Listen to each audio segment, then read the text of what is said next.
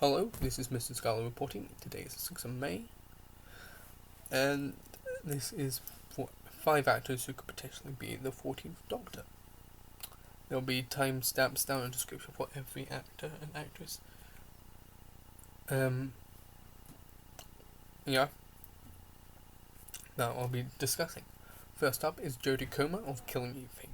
She plays Villanelle in the show, and it's on its 3rd series now, being broadcast every week. I think it's every week, and most things are. Why do I think she could be a good fit for the Doctor? First of all, her personality changes because her character is a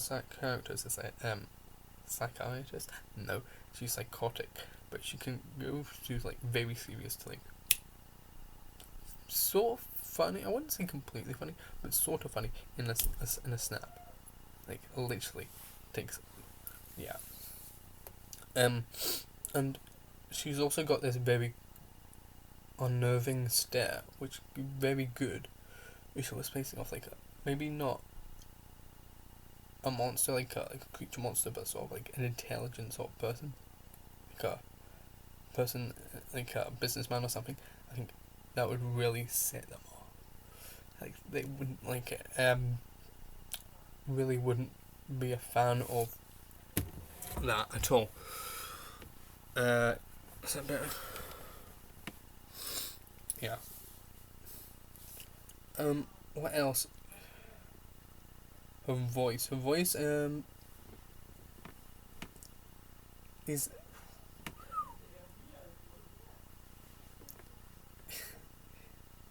can sometimes be scary. Yeah, and I think that the Doctor isn't often scary, and I think Jodie Comer, out of all these people, I think is the most likely to bring that aspect, apart from one, which is Andrew Scott. I'll get to him later though.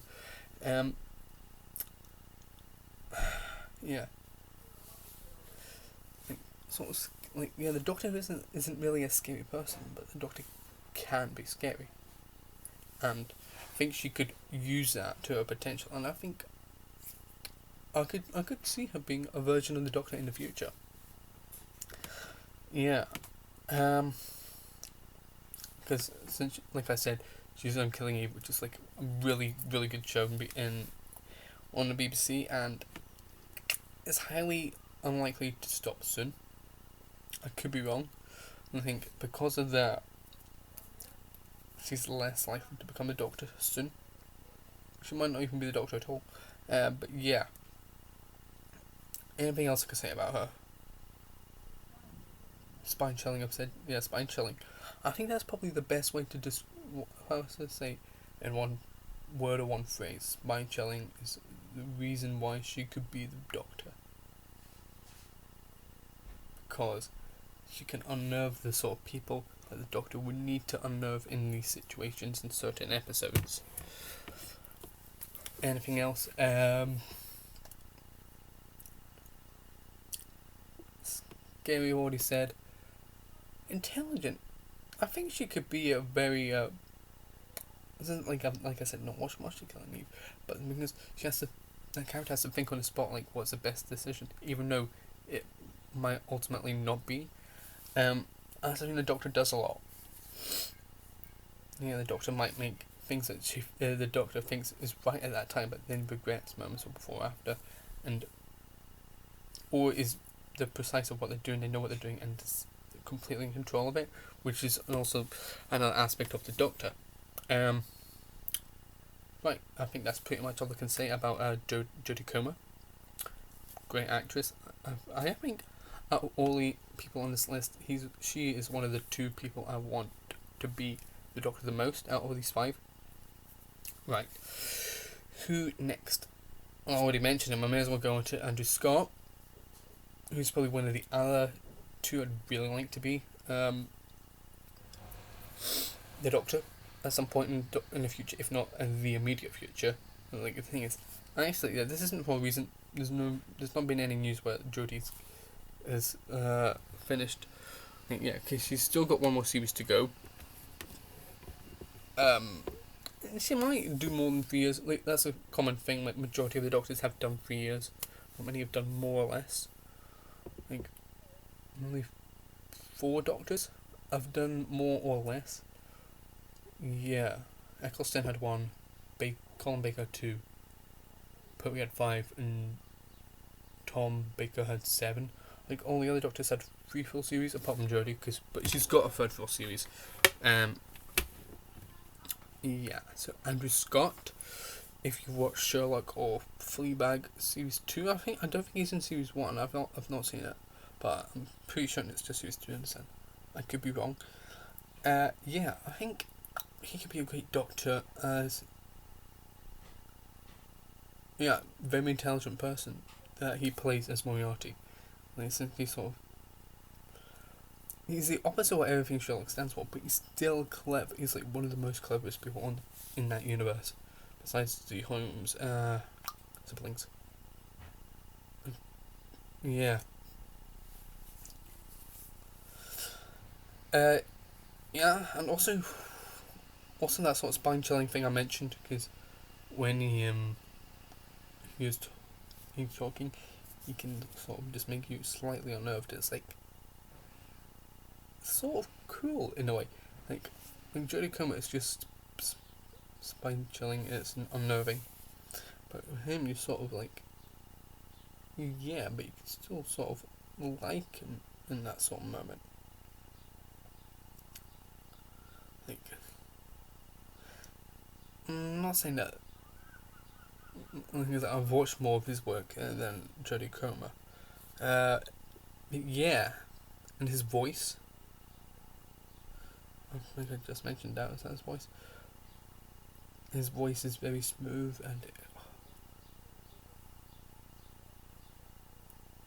and it's sort of, you can sort of say it in a sort of way which unnerves people. Like, he's Irish. I don't know if he's from Northern Ireland or Republic of Ireland, but he really puts on a tough show, and he sort of makes it believable. And a character you like, that you, even though you shouldn't like at all. Yeah. What else could I say he's good about being a doctor? I'd say he could be the doctor because, yeah, like I said, his characters, his Moriarty is an intelligent character, but also that slightly show-offy. The Doctor shows off as well. Sherlock does show off, but I'd say Moriarty shows off a lot more. Yeah, and show off is sort of one of the Doctor's traits, I'd say so. Yeah, like he's, but because he's not in a major role at the moment, I think he's more likely to be the Doctor than Jodie Comer, as I previously mentioned. Right. This one is a bit of an odd mags because this guy has been. Would I say rumoured? I might not say rumoured, but I think he has been mentioned on bookies lists for potential people to play the Doctor, which is Richard Ayoade of the IT crowd fame. Yeah, and also he's also done Travel Man, which I quite like. And actually, Travel Man is a sort of thing where he's more like the Doctor. And they're both aspects of the Doctor. Shows why the Doctor is like sort of a sort of guide to the history of the universe.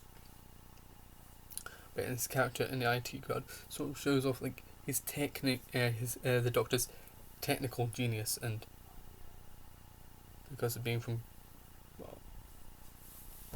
an advanced race superior to Earth's. Yeah, and he's also sort of shy but also confident at the same time, which is definitely sort of one of the Doctor's aspects. Like the Doctor can be confident at some moments, but also can be quiet. Like, the Doctor sometimes wants to be alone, even if it's not necessarily good.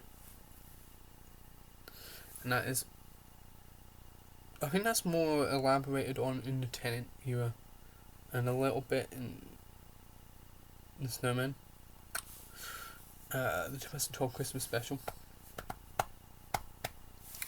Yeah, and the thing is, I couldn't imagine him, as in, like, the current series, I couldn't imagine his Doctor, like, the three companions, I couldn't imagine his Doctor with three companions. One, or two. Honestly, I wouldn't think that his Doctor would have more than two.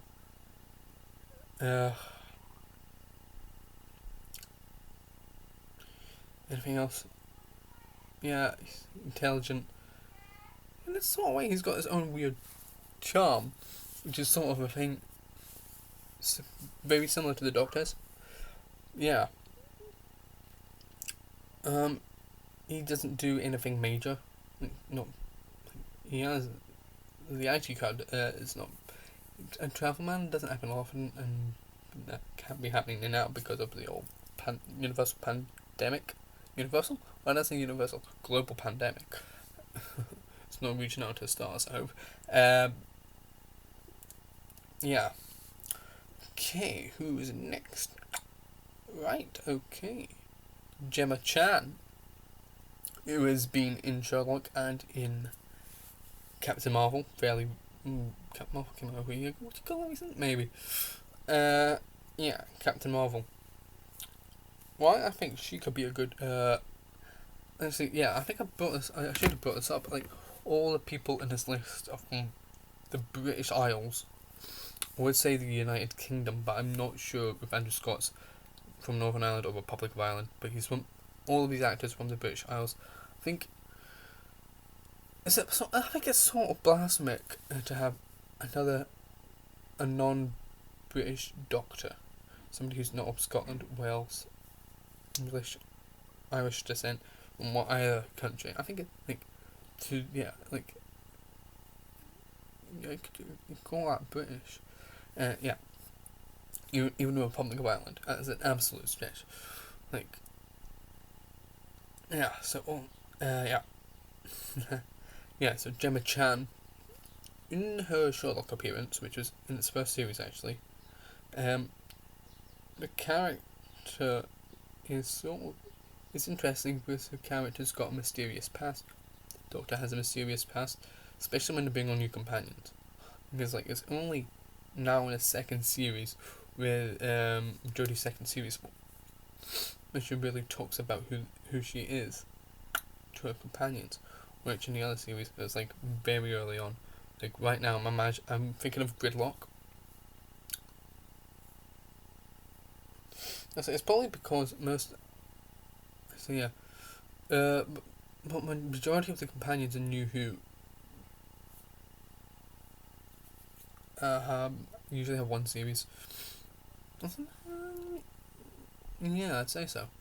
Like Rose, Amy, Rory, Clara, and Fam are the only ones who have had more than one series. Because Martha, Donna, Bill. Oh no, that's not majority. Yeah, she can be sort of mysterious and a dark past, very similar to the Doctor's, and her cat she can play it. I picked those two roles, but even though they're not really big roles, is that they show her being as a sort of sympathetic person and one that doesn't really care, as a selfish person, as her character in Captain Marvel. And I think that sort of shows how the Doctor can be. The Doctor can care about people sometimes, but can also hate people or characters other times. And I think that's a very, very good aspect that the Doctor has. Even though sometimes it could be the wrong people that she likes and the wrong people or the right people she hates.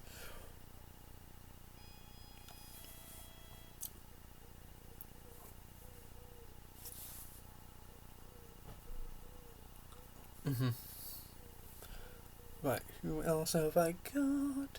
So finally, yeah, I doubt she could be, but she could potentially be as the Doctor, as she's going to be in the Eternals, which was slated to come out at the end of this year, but it's now coming out early next year. The thing is, that's an MCU film, so it could be a very long contract. But all depends on how the first film goes. If that gets wide reception, there will probably be multiple more, at least 2 more, because that's the thing. Marvel usually do trilogies, and sometimes they might do more films. So yeah, she could be, but yeah, not like this next guy. Like, this guy is proper A-list. A-list. He's more well known than all the other people on this list. And probably the least likely to play the Doctor, which is James McAvoy of X-Men fame and Split. Why I think he could be the Doctor? Right. Okay. Mostly because like his character, his Professor X, is very similar to the Doctor. They have a moral compass. They don't kill unless it's last final resort. They're both extremely intelligent. Yeah. Like, when you would see McAvoy's character as Professor X walk into the room, like that character, his character owns a place. Ignore that sound. I don't know what that was. Yeah.